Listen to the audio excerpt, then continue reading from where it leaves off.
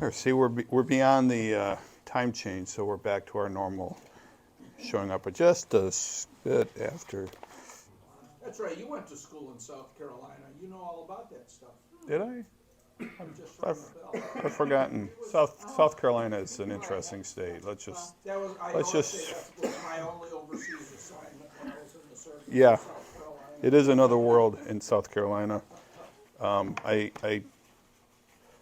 I went into a dorm room once when I was like a freshman, or because I had a job that had to go in, do like a maintenance thing in every classroom, and there was a room that just had this great big Confederate flag on the wall.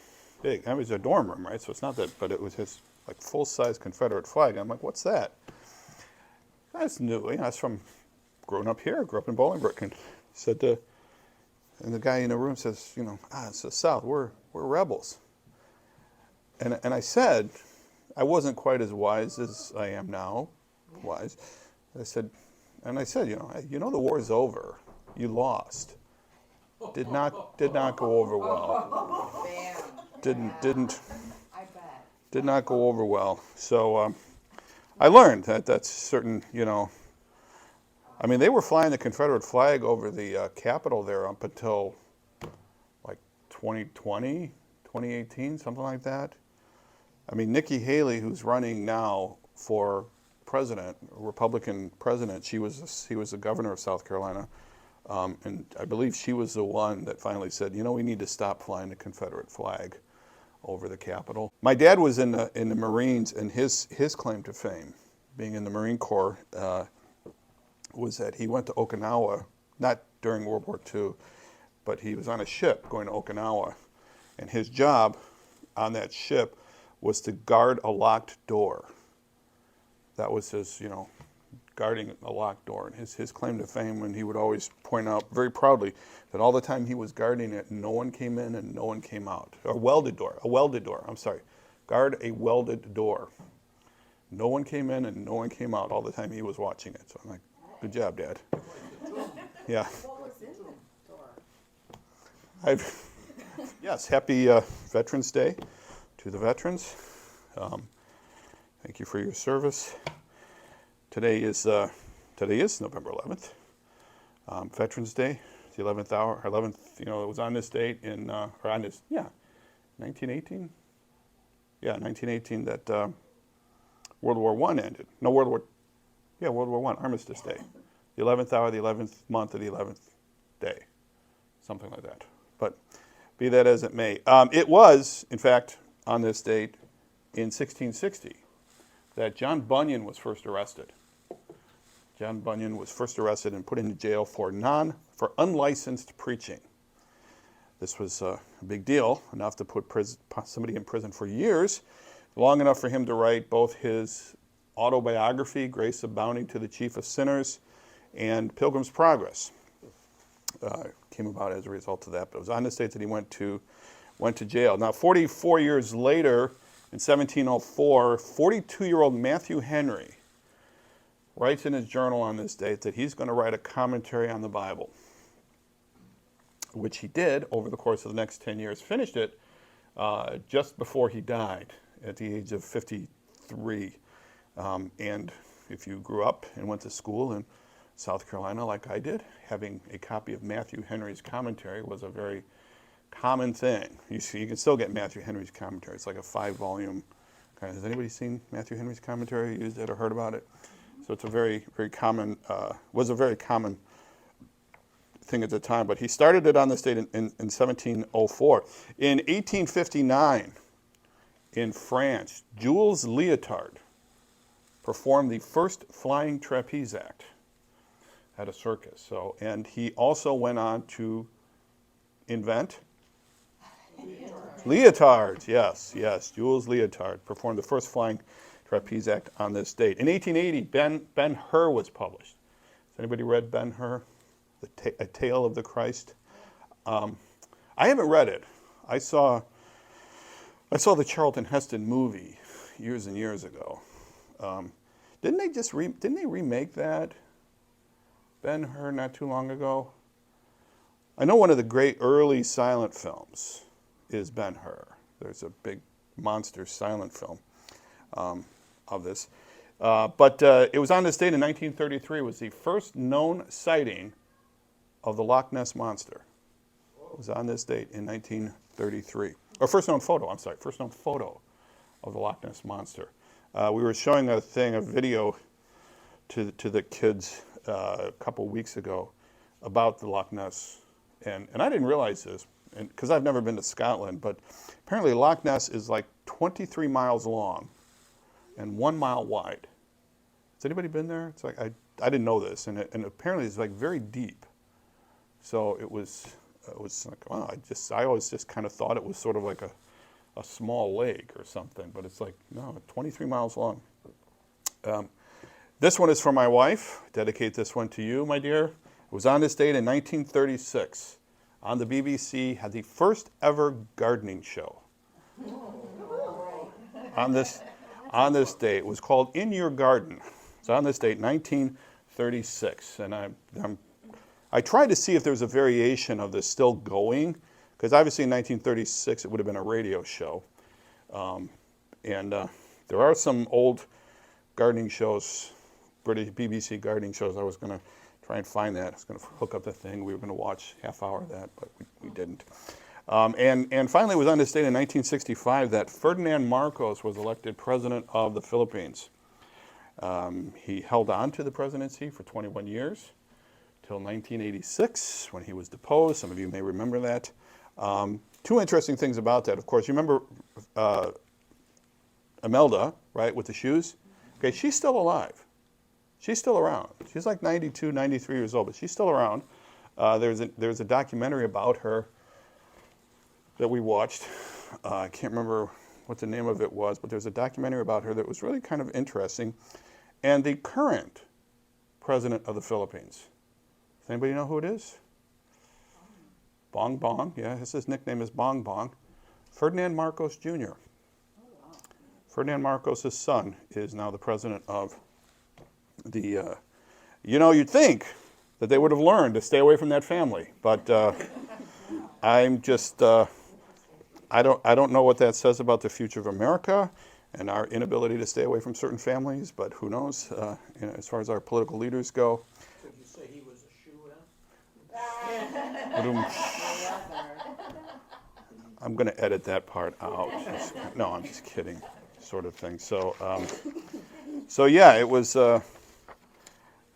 because I'm in a different 9th grade class now. I don't know if I told you that. I'm now teaching college prep reading and film studies, and so I'm watching. So like we're watching these movies, or I'm talking about these films, and especially with the film studies class, we're going on. I'm talking about this film. Or we did a thing like, tell me what your favorite movie is, and they would tell me their favorite movie, and I'd say, oh, is that the film about this, or that the film about that? And one of the kids in the back, it's like yelling out, how do you know all this stuff? I said, so I used the line because that's why I'm the teacher. I said, but what I didn't tell him was because, well, I don't forget unimportant things. That's my spiritual gift. I don't forget unimportant things. That's why that's why I don't remember birthdays or things like that, because those are important. So if I remember it, it's an unimportant thing. So, but speaking of important things, today is Veterans Day again. Thanks to those who served. Okay, we are talking about 1 Corinthians. Okay, 1 Corinthians. Last week. We were in that section where Paul is dealing with a lot of stuff that he's heard about. And we're finishing up that section today. Last week we were talking about the lawsuits among believers and the fact that people were rather than dealing, and his point was, in Corinth, the people in Corinth had this tendency to want to go to court with each other. They were apparently a very litigious, right? They like to sue a lot. Group, and Paul points out to them, guys, you're going to judge angels, you're going to judge the world, you're going to judge all of these great things. You're going to be part of this great judgment in the end. Surely you can judge disputes between each other, land disputes or property disputes and things like that. That we talked about last week was the argument ad fortiori, where you go from the greater to the lesser. Okay, and that was the argument is, can you lift this 100-pound weight? Yes, you can. Well, great. Would you carry this 5-pound weight for me then? Because if you can carry a 100-pound weight, you can carry a 5-pound weight, from the greater to the lesser. And yet he said, but you're not doing that. You're letting the unbelievers decide your things for you. Okay, now we're moving into chapter 12. He's going to start talking about sexual immorality and marriage issues. Okay. And again, and we were talking about, Debbie and I were talking about this on the way up here. You know, what I'm doing here is, this is what Paul is saying to the church at Corinth. And we have a tendency to we all have, you know, different verses in Corinthians. We go, oh yeah, I know that verse, and kind of get an idea of the bigger picture of how it fits into the whole argument that Paul is making. Now, others have taken some of these and used them and say, okay, well, thus saith the Lord, you have to follow this in all circumstances, and we'll see to what extent that may or may not be true today. Now, Paul is going to begin here in verse 12 with what is called a Corinthian slogan. A couple of slogans that he hears the Corinthians are using. Okay? And he says, I have the right to do anything. And this is the quote, I have the right to do anything you say, but not everything is beneficial. I have the right to do anything, but I will not be mastered by anything. Okay, so he starts with these slogans. Okay, I have the right to do anything, or I have the right to do anything. And Paul reminds them that not everything is beneficial. Okay, just because you can't do it doesn't mean it's a good idea. Okay, so there's a lot of things that, the Bible doesn't say anything about that. Well, that doesn't mean it's a good idea. Okay, that doesn't mean it's going to be beneficial. Okay, that doesn't mean you should let that rule your life, whatever that happens to be. And here he's going to talk about some of the things relative to food. And I think what's happening here, and again, this is kind of a reminder, the Corinthians seem to believe in a type of dualism. And I talked about this last week, and this is something that has come and gone over the centuries, this whole idea that things related to the Spirit are good. Things related to the Spirit are good. Okay? That is, things related to my spiritual life, my spiritual welfare, what God leads me to do, these are all good. Okay? Or eternal. Okay? Okay? Things related to the body are bad. Or temporal, you could say, just for this moment. And so it doesn't really matter what you do with your body, it's the Spirit that counts. Okay, so it doesn't matter what you just whatever you do with the body, don't worry about it. Body's going to go away, it's going to end, it's going to wither and die and rot, and that's that's it. That's the end of it. Okay, so don't worry about it. You want to eat whatever you want, go ahead, eat whatever you want. Doesn't matter. Do whatever you want, doesn't matter. It's just your body. Okay. This is this kind of dualism that I'm a very spiritual person. I'm a train wreck when it comes to every physical element of my life, but that's okay because spiritually I'm on fire. Okay, I have all kinds of bad habits. I don't need to worry about those, but spiritually I'm on fire. This whole idea of dualism here, and they kind of believe that. And so as a result, Paul hears that these guys are saying, well, listen, I have the right to do anything, and especially within the Jewish context, I'm not tied into any Jewish law, any Jewish dietary laws. I can eat whatever I want, I can drink whatever I want, I can do whatever I want with anybody I want, as long as my spirit is good. As long as the spirit is good. Okay?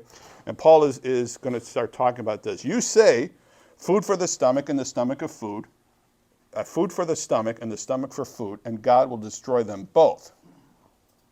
The body, however, is not meant for sexual immorality. And now again, when he talks about sexual immorality, that's a very broad term. That's that term porneia. Okay, that one that we get, it's the root that we get the word pornography from. Okay, but that's just one element. That's just one area. I mean, this sexual immorality is like this libertine sort of approach that, I can do whatever I want, because it's just my body, and the body's going to die. So don't worry about it. And Paul rejects the idea. Okay? He rejects the idea, stating that the body is for the Lord. Okay? However, where is he? The body, however, is not meant for sexual immorality, but for the Lord, and the Lord for the body. By his power, God raised the Lord from the dead, and he will raise us up also. Okay? If the body is so bad, if the body had no meaning, why is God going to raise it up? Now, keep in mind, hold that thought, put a pin in that idea, because it's clear from later, when we get down to the end of 1 Corinthians, that there's a question in the Church of Corinth whether the resurrection is actually going to happen or not, whether there's going to be a second coming, whether there's going to be, because again, remember the Corinthians had this idea of a realized eschatology, this idea that God's kingdom is fully here. We have achieved, we have arrived, we're done. Okay, so again, Paul is like dealing with this whole, and I'm sure Paul is looking and hearing these stories and reading this letter thinking, where, it's kind of like sometimes I'll look at these kids like, where did this idea come from? Have you ever, told your kid something? Now, of course, this never happened with us. Of course, never. You told your kids something, and whatever it was you said, they took it like a completely different way. Okay? And you go back and you say, did you do that? No, yeah, they're right. Here, no. Well, you told me, and something, and especially this is really troublesome if you happen to have if you happen to have a sardonic view of life and have a tendency to say things that could be misinterpreted, and you talk to kids like this, and and that's what they're going to glom onto, So you'd be amazed to see me in front of these ninth graders. And it's not. I'm like, wait, who are you, Stan? It's like, okay, open your books. You can't. You gotta. Can't. No, don't make it interesting to you, because if it's interesting to you, it's like right over their heads, and then they'll come back. Well, I thought this is what I was supposed to do. Oh, no. And Paul is probably looking at this, where did this come from? Where did these guys get these ideas? Was it Apollos? Was it Cephas? Was it someone else? What? He says, no, you're going to be resurrected. The body is important to the Lord. I took listened through a study. Luke Timothy Johnson was the guy who did it, who was talking about Christianity. And in it, he was talking about one of the unique things about Christianity is that Christianity is the religion of the body. That not all religions are that, pay that much attention to the body itself, the physical body. Okay, and Christianity does. That Christianity says, no, the body is important. What you do with the body is important. Okay, and again, we do this we're very good in some areas even today on this. Oh, don't do this, don't do this. Okay, but I mean, how many of you have ever seen like a 400-pound preacher? Kind of ever, and you kind of go, does that? I don't know. To me, I'm like, I get it. I'm not in marathon shape at the moment, but it's like at some point you got to go, dude, dial back on the seconds, right? It's like, what what kind of message are you sending? But I'm just saying, be that as it may. I'm going to edit that part out. Just no. But so here he's saying that these guys they're just eating anything, they're doing anything, and Paul's like, no, the body is important. The body is for the Lord. Okay? The Lord is going to resurrect. His body was resurrected. Our bodies are going to be resurrected at some point.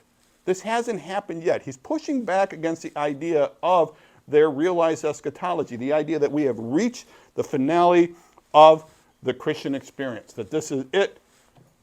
God's kingdom on earth, this is it.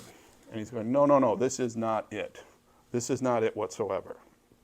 Okay? Do you not know? By his power, verse 14. By his power God raised the Lord from the dead, and he will raise us also. Do you not know?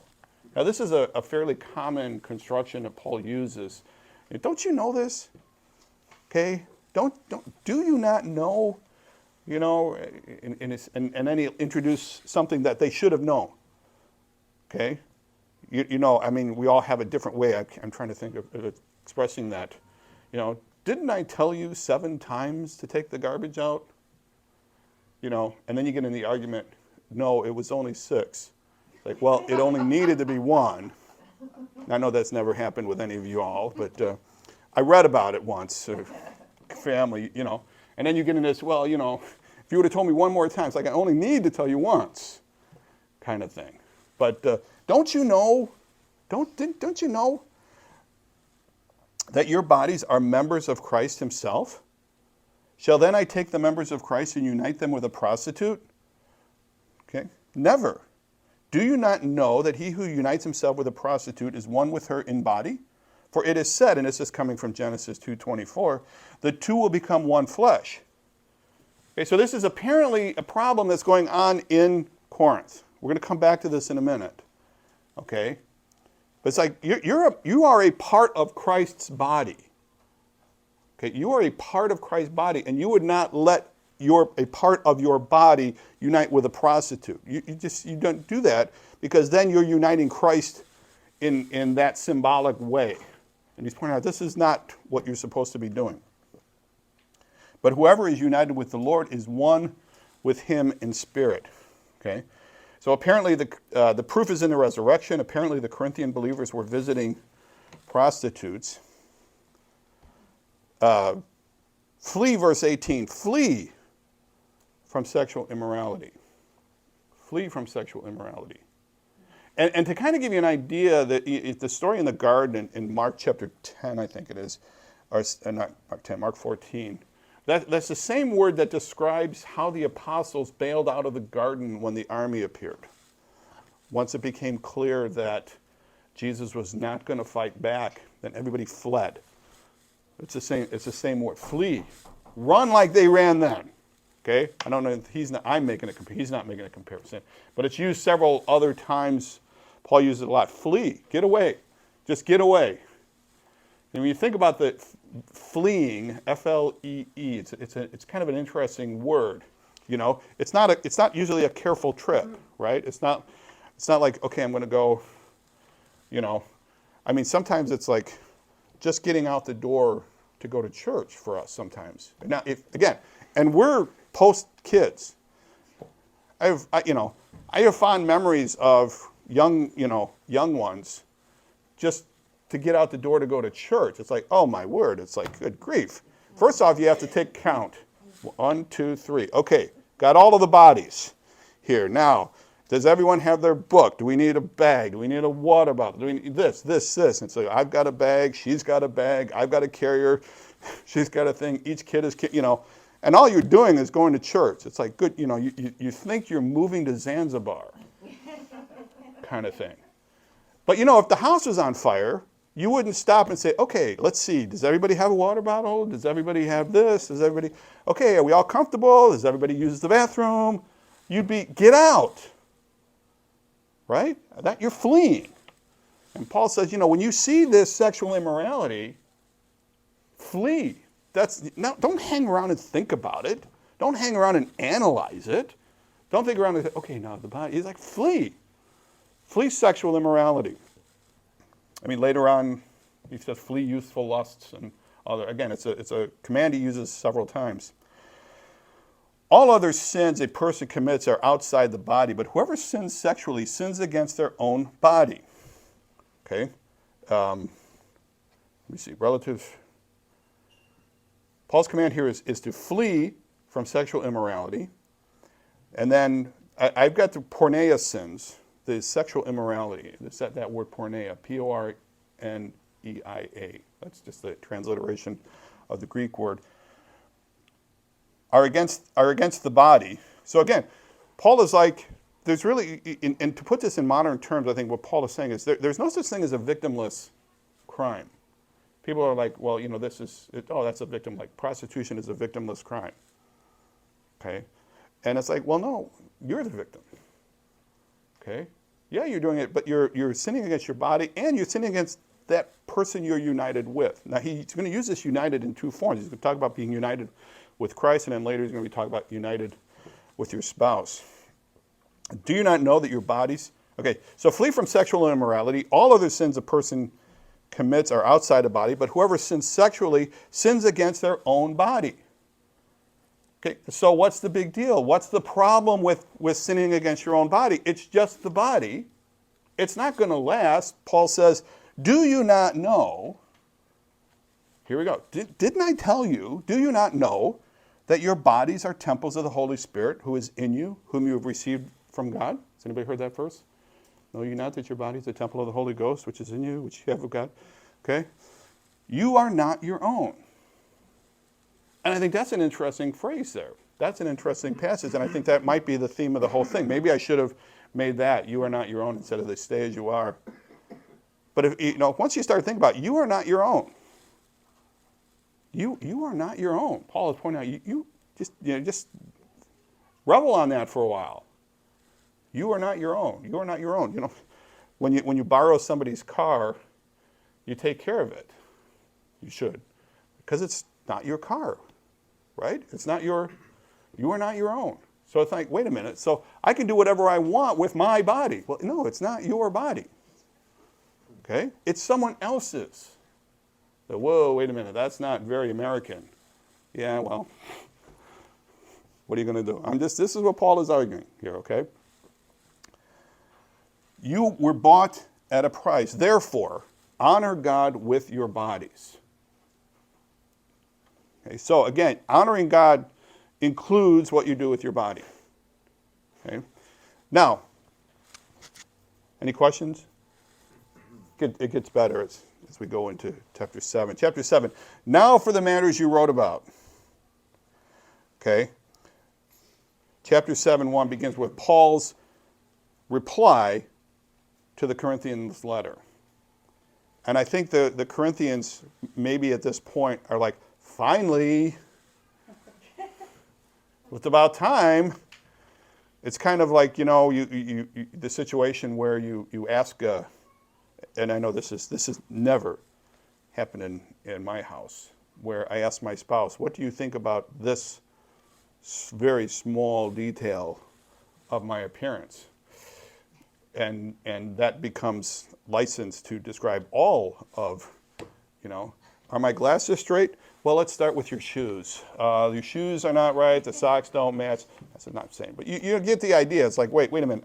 When are you going to get to the glasses? And finally, and the glasses are fine. Just sort of, so I think she doesn't do that. I'm kidding. Right there? How are my glasses today? Are they good? No, I'm just kidding. So finally, we wrote this letter, and he basically has been jumping down our throats for the first 7 chapters, although there are no chapters. There's 6 chapters, although there are no chapters in the original text. Now for the matters you wrote about. It is good for a man not to have sexual relations with a woman. Okay. Now, here's the thing about this first phrase. Okay. Paul begins 7:1 with a Corinthian slogan, which Paul, again, rejects. Now, before I get into that, let's kind of going through the text, kind of get an idea of what's going on in Corinth. And Corinthians and most of Paul's epistles are occasional letters. They are driven by a particular occasion. Something, he's responding to something that's going on there. And the trouble is, we don't know exactly what is going on. Okay? Paul is not quite as explicit as we would like. Okay? So, for example, if you hear your spouse down the hall discussing something with your child, and you hear the spouse saying something along the line of, stop hitting your brother with a pointed stick, it's pretty clear what's going on, right? Okay? On the other hand, if you just hear your spouse saying to your child, stop that, you don't know what the child is doing. Okay? The child could be overly complimenting your spouse. Oh, your glasses are amazing today. Oh, stop that. Kind of thing. You don't know, okay? But you have to kind of, have you ever done that? you hear your spouse talk, or you hear your kids talking, stop, don't, and you wonder, what on earth are they doing in there? But there's no screaming, so I don't want to go check. Because if I acknowledge that I'm paying attention to them, then I'll know, then suddenly they're going to be in here. At least they're in there kind of thing, doing their thing over there. I can, not that we've ever did that. But it appears, based on the whole discussion, we'll see where I get to this point, but I think it's easier to understand. So prior to Paul's coming, there was a basic man and woman got married, stayed together, had kids, all that kind of. Now Christianity comes along, and whatever weirdness the Corinthian church gets into, part of it involves thinking, well, the body doesn't matter, so we don't really need to stay together. Okay, so you know what? We're just going to kind of do our thing, and it doesn't explicitly say, it's easy to just blame the men, but there's still a lot of let's just call it commingling that wants to be done, and so let's just go visit the prostitutes, and we'll take care of our needs that way, and everything will be fine. But we can do that because the body is bad, spirit is good. Our spirit is good. We're going to go to church, and then after church, on the way home, we're going to stop by the prostitute, then we're going to go home, kind of thing. We'll be all very spiritual, sort of.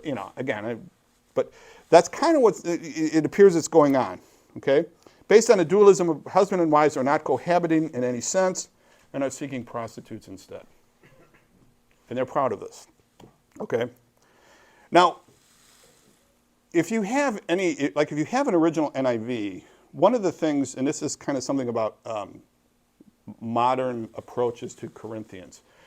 For years and years and years, if you have the updated NIV, you'll see it says, now for the matters you wrote about, quotation mark, it is good for a man not to have sexual relationship with a woman, end quotation. Okay, so the contemporary approach to this particular verse is to say that is something that they wrote in their letter. Whereas for years and years, that's looked at and thought, okay, that's the start of Paul's argument. Okay, and it gets a little weird because then he's going, well, if you're married, get married. It's better to marry than to burn. It's all of this kind of stuff. It's like, wait a minute, if it's good, there's been this, if you've ever tried to go through this passage in any sort of complicated or organized way, or read a text on it that goes on and on and on, trying to justify how can Paul believe this and that. Okay, whereas the better way to look at it, because he's done it before, I have the right to do anything you say, verse 12, where he starts with something that they said, and it would make sense that if you're going to respond to an argument or respond to a letter, you would say, okay, here's what you say, here's what's wrong with it. Okay, so I'm starting with the assumption, I agree with the NIV and Gordon Fee, who wrote one of the two commentaries, I forgot to check what the other guy did, that this is a belief on the part of the Corinthians. Okay, that we shouldn't be doing this at all, we shouldn't be having sexual relations at all, except for prostitutes, that doesn't count. Okay, and it says, so it is good for, so again, that's why I say here, Paul begins 7:1 with the Corinthian slogan, which Paul again rejects. Okay, but since sexual immorality is occurring, so it's like you believe this and yet you guys are still doing it. So this is the problem here, guys. It's like, well, wait a minute. If it's not good, then why are you still visiting prostitutes? Okay, but since sexual immorality is occurring, each man should have sexual relations with his own wife, and each woman with her own husband. The husband should fulfill his marital duty to his wife, and likewise the wife to her husband. The wife does not have authority over her own body, but yields it to her husband. Now, see, that's a good verse, right? We like that. Men in the room, we like that one. This is my life verse. Hey, woman, come here. Let me tell you what the Bible says. And we don't follow the rest of the passage. We just pick and choose our verses. In the same way, the husband does not have authority over his wife, or over his own body, but yields it to his wife. So the interesting thing here is just the mutuality of it. Okay, so the big point here is how should this whole relationship thing go? That there's a mutuality to it. Okay, it isn't a situation where it's the man's privilege and the wife's obligation. kind of thing. There's a mutuality to it, okay? Verse 5, do not deprive each other, except perhaps by mutual consent. Now, it says, again, do not deprive each other. So apparently this is what's going on. Wives are saying, you know what? Because I'm spiritual, I shouldn't do this. And so the husbands are going, well, and it could go the other way. Doesn't, the text doesn't say that it's just men going to see women prostitutes or women going to see male prostitutes. Just, so there's apparently this whole denial of the marriage relationship at all. It says, do not deprive each other, except perhaps by mutual consent and for a time, so that you may devote yourselves to prayer. Then come together again so that Satan will not tempt you because of your lack of self-control. Okay, and again, the lack of self-control here in Corinth is evidenced by their visiting these temple prostitutes, or the prostitutes, could be temple prostitutes. Okay, let's see. Corinthians slogan, Paul's marital counsel depends on mutuality. Okay, so again, it is no more the wife's obligation to be mutual in the marriage relationship than it is the husband's. Okay, so they're both equally. It's a mutual thing. Okay, it isn't a question. Woman, obey me. I've tried that. It just doesn't work. Okay, I'm just saying. Just when we first got married, there was a couple in our church, wonderful older couple. Just thinking about it, they were probably the age we are now. I don't know, but and we're a wonderful older couple, right there. But his name was Otis, O-D-U-S. He was from Arkansas, so everybody called him Arky.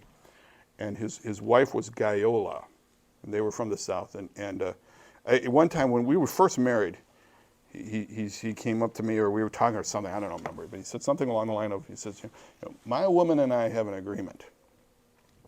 He says, when I look at her and do this. She was deaf, by the way. Yeah. It says, when I look at her and do this, it means come here. And when she looks at me and does this, it means she ain't coming. I wrote that down, kind of thing. So, so there's a mutuality to it. They had been married like 50 years, 49 or 50 years, because I had this like running joke that we were catching up to them. Okay, we've been married a year now. We're almost, we're twice as far as we were, kind of thing. But again, there's this mutuality level to it. All right. Now the next verse is interesting to me here. Okay, it says, I say this as a concession, not a command. I wish that all of you were as I am. But each of you has your own gift from God. One has this gift and one has another. Okay, so Paul says, okay, I say this as a concession, not a command.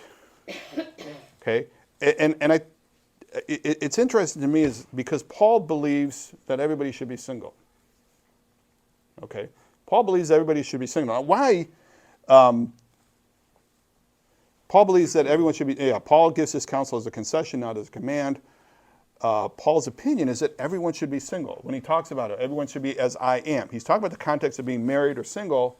Here, everyone should be like I am. Paul is apparently not married, or clearly other indications. Why? Why does Paul believe that everyone should not be married? And there's not a definitive answer to this. Okay, any thoughts? Why do you think Paul thinks everyone should be single? Everybody I've ever heard said that he could be devoted to the gospel and his work as a missionary. Well, that's the advantage Paul had, being single. But why would Paul want everyone to be single?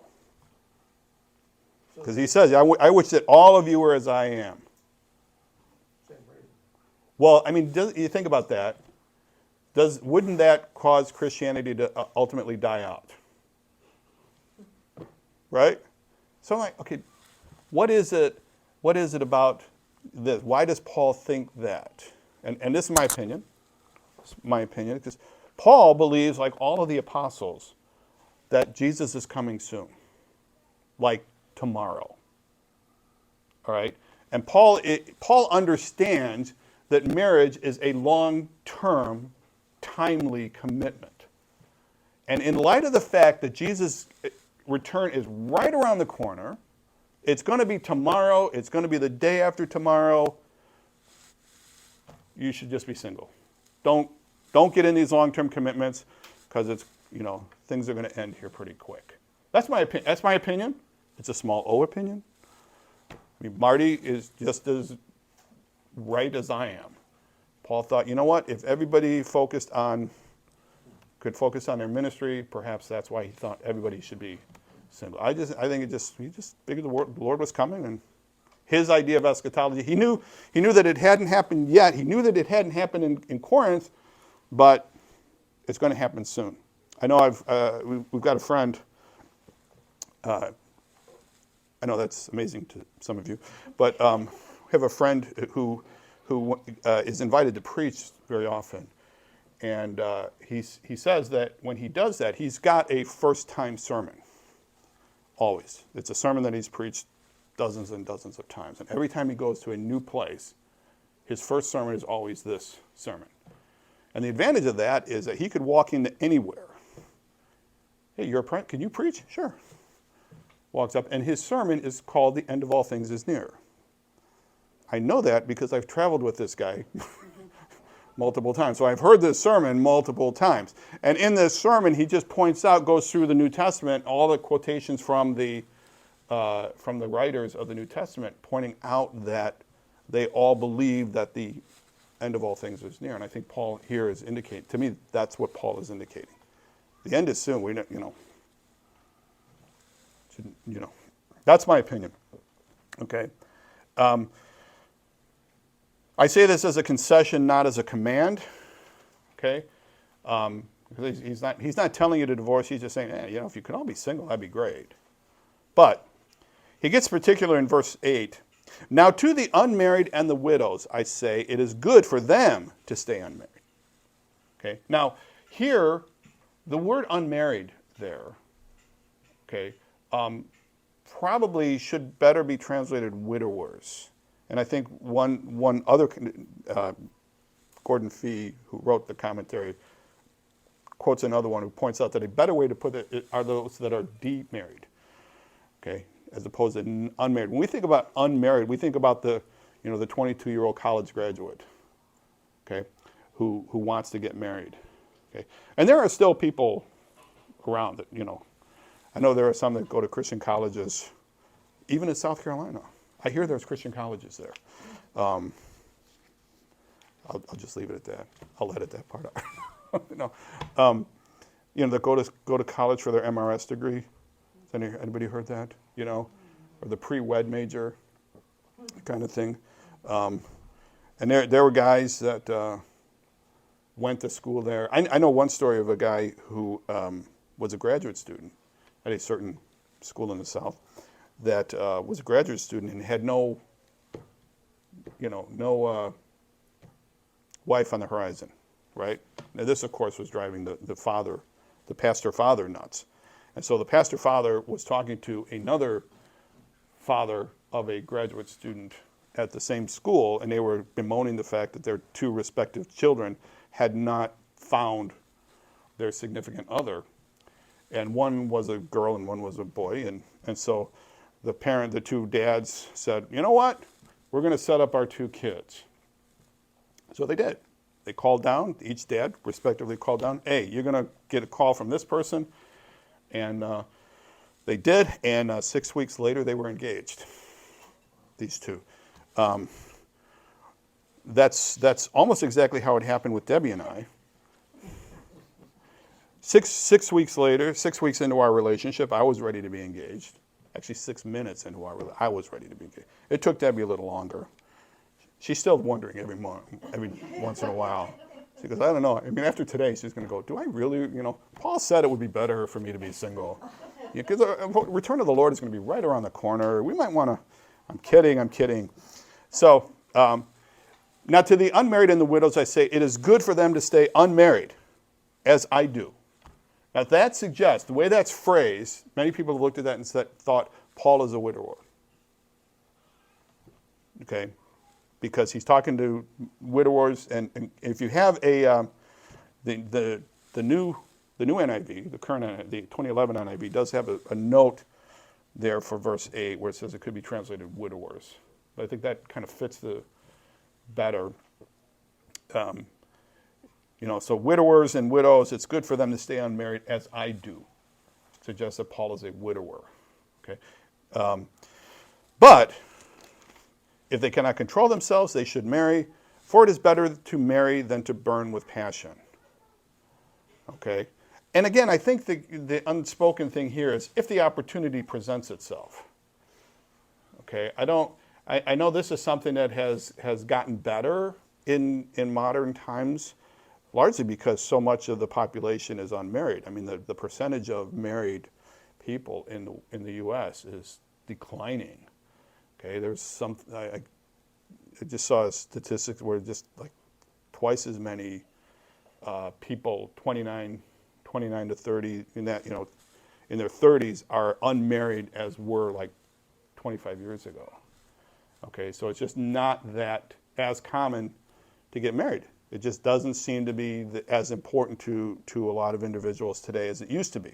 Okay, but there are still people that are just, and I think getting the idea that I have to get married is that's a dangerous place to be. It's like, I know I've had this conversation. Get married because you want to get married. Okay, don't get married because you have to, because you think you have to get married. My first response to anyone who tells me they want to get married is, you're too young. I'm 55, it's still too young. You're too young. So I've got a niece, who's getting married. So when we first started talking about it, like, well, you're too young, right? And of course, we go back to the fact that I was 29 when I got married. Okay.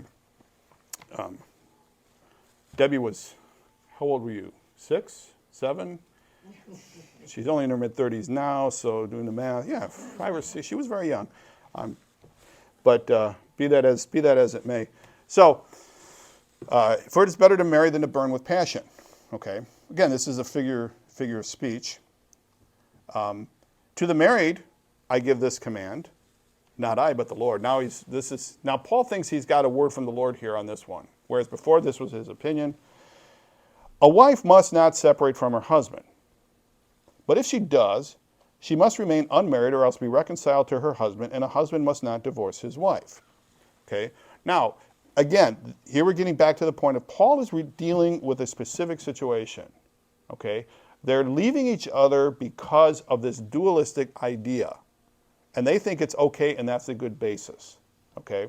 So, this is not a proof text to show why your spouse cannot leave you. Does that make sense? Oh, you can't. You have to stay. And so this this passage has done some incredible damage in people's lives, where you have people in abusive relationships, and the powers that be say, well, the Bible says, Paul said, you must not separate. Okay?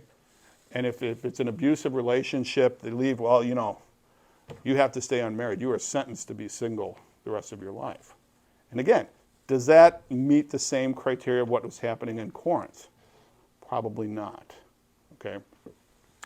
To the married I give this command, not I. A wife must not separate from her husband for the reasons that you're doing it, that you wrote about. Okay? But if she does, she must remain unmarried or else be reconciled to her husband, and a husband must not divorce his wife. Okay? Again, referring to the specific context here, 7, 10, and 11. 7, 10, and 11 are written in reaction to a specific Corinthian situation and should not be considered a blanket universal command. Okay? There are reasons, legitimate reasons, for marriages to break up. Okay? I mean, there's a couple of examples going on right now. A couple of people going, not in our church, or not that I know of, in our church, where big-time leaders were counseling, marriage counseling. This is, why pastors suddenly became the experts in marriage counseling. I don't know where did that happen, but and they said, oh yes, it's an abusive relationship, but you need to go back you need to go back and be a better wife. That's what's wrong. The wife is talking, my husband is doing this abusive thing. I mean, I know of one, my husband is doing this particular thing. Oh, well, you need to be a better wife. Yeah, don't, no. If you upset somebody, have them come talk to me. I'll say, no, you can bail. You're out of there. Okay? Must remain unmarried or else be reconciled to her husband, and a husband must not divorce his wife. To the rest I say this, I, not the Lord, if any brother who is a wife who is not a believer, and she is willing to live with him, he must not divorce her. And if a woman has a husband who is not a believer, and he is willing to live with her, she must not divorce him. Now this is kind of dealing, the situation clearly is this. Somebody becomes a believer in Corinth.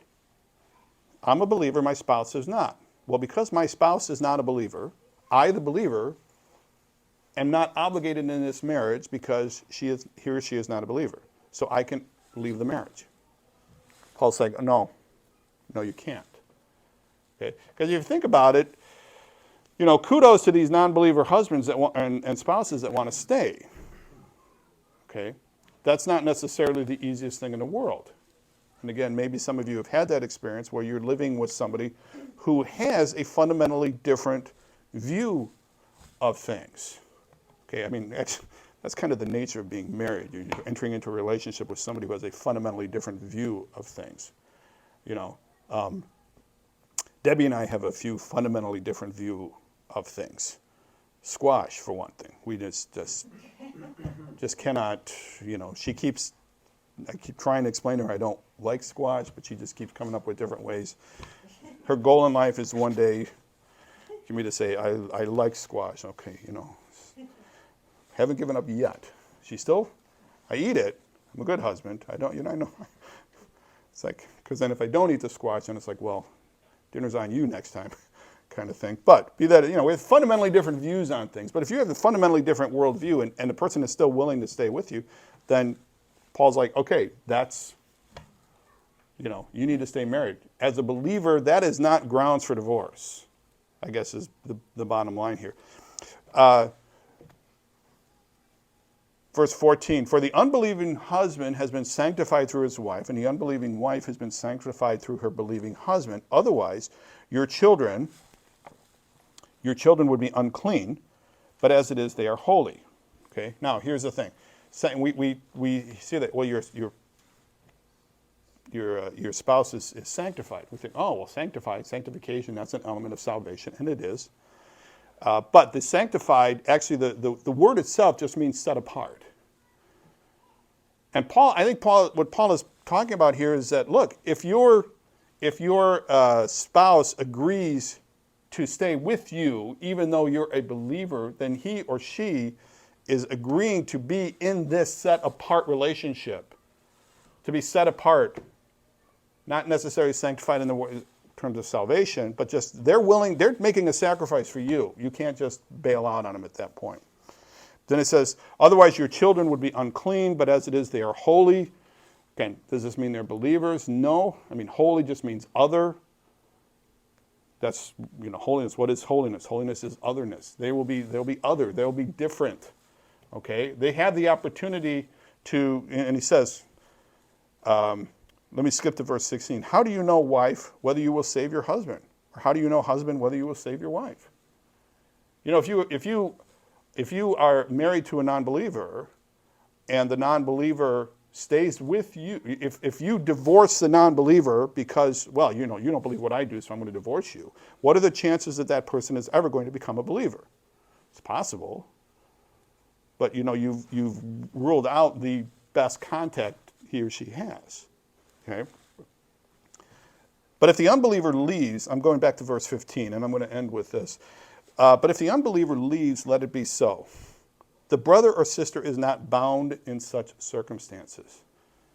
Okay? Now this is another interesting thing. Again, we have to be consistent. Now Paul is dealing with a specific situation here. So there are unbelievers who are saying, listen, well, you've taken up with that wacky Paul, Apollos, Cephas, whatever. I'm out of here. Okay? And they're leaving the marriage relationship at that point. And then Paul is saying, if that's the case, you're not bound in that marriage. right? That's what Paul is saying here. Okay? So, and I say that because, how does that apply today? Now, to me, looking at this is like, okay, well, if somebody leaves a spouse, okay, now if you if you're a believer and your spouse says, listen, you and this crazy church thing, I don't want anything to do with this anymore. You're driving me nuts with all this stuff. I'm out of here. Okay, to me, that could happen, does happen. That would fall into this sort of a scenario. Okay, how does that? And then they're not bound. Okay, they're not bound in that situation. And so we've had, and if divorce happens, divorce happens. Okay, and what about when one leaves for the other? Like does this apply to when two believers just can't get along? Okay, to me, no. Or what if one believer takes off for someone else? Okay, how many of you know a couple where that's happened? Two believers and one believer leaves for somebody else. We were talking about one of our favorite couples, and favorite examples of this. Wonderful woman, scumbag guy, somebody who we thought was like all in. I mean, this guy was nuts, crazy, on fire, right? I mean, he was dotting all the I's, he was crossing all the T's, he was doing everything. And then all of a sudden, one day, it was a weird, a friend of ours called us up, said, hey, can you go for a ride? Okay. Picks us up in a van, and in the van is the wife. Do you remember that? In the van is the wife. I'm like, hey. And so we're all in the van, and I was like, driving around, and it's just, well, she says, well, he left me for another woman. Whoa. Nobody saw this coming. Okay, in a situation like that, when the wife leaves. Now, I've heard that in a situation like that, you've got a situation where this person is acting like a non-believer. You confront him or her, and you say, listen, the Bible says, faithful to your wife, etc. You need to reconcile, and they refuse, go with two people, and if not, and I'm abbreviating the whole process.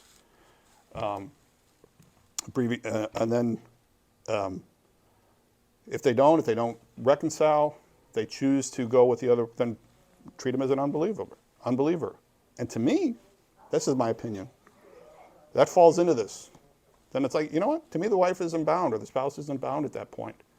So, I mean, we've got people, and we've got people in the church and Christianity today that once you have the scarlet divorce letter on your shirt, then you are out of, you're out of commission. I know one guy who, left the ministry. I know a couple of people who've left the ministry because their spouse left them for whatever reason. Okay? We have one of our, it's happened to missionaries that we've supported. It's happened to pastors that we've known and they're just out of the ministry because that's it. Can't do this anymore. Okay? We're looking at a lead pastor for a lead pastor. Would we, there are certain criteria that it's like, well, if he is divorced, then forget about it. Well, wait a minute. What if the wife left him? There are some that just absolutely, once you're divorced, that's it. And we know of one guy who was a pastor, we met him in Michigan, who was a pastor, wife left him. The denomination didn't want anything to do with him. Saying, okay, he's not in the ministry anymore. Nothing he did wrong as far as he knows. I mean, I know you can make the argument, well, there's always something. Kind of thing. So not everybody agrees with that. And again, there are even today in 2023, there are still churches where, if you're divorced, forget about it. And again, I mean, there are wrong reasons for divorce. Don't get me wrong. I get that. There are wrong reasons, but I think, and there are people that are going overboard. What was it? Paige Patterson was the head of the Southern Baptist Convention, and there was a situation where there was an abusive husband, and the wife goes to him, and his counsel was that, oh, you need to go back to the abusive wife, or to the abusive husband. And so she's like, okay, well, you're the pastor, I'll do what you said, and goes back, and she gets beat up again. There's another situation in California where there's a woman who's husband was accused of molesting their child. Went to the pastor. Pastor said, well, the Bible says you need to be the submissive wife. It wasn't until the police arrested the guy, and charged him with counts of child abuse that the church said, oh, okay, well, maybe, the wife was telling you this kind of stuff. But Paul is dealing with specific situations. Do they apply? Sometimes they do, sometimes they don't. One thing I think you can take, you cannot, and I don't think you cannot, in good conscience, look at the Bible and say, the Bible teaches that if you're married, you have to stay married no matter what. I don't think you can do that. I think you are reading into the text what you want it to say. Does that mean divorce should be easy? No. But I don't think marriage should be easy either. If you think about it, maybe we're letting people get married too easily. I don't know, it's like, you ever notice how you get into a marriage kind of defines how you get out of it? Like for people who are like on their second or third marriage. I talked to a woman one time in our small group. She was in a small group with us, and she was talking about her sister and was having marriage problems. We're like, oh yeah, that's terrible. And she said, the woman pointed out, oh, this is her fifth marriage. And I'm like, wait, what? Not a quitter. Yeah, I'm like, wait, what?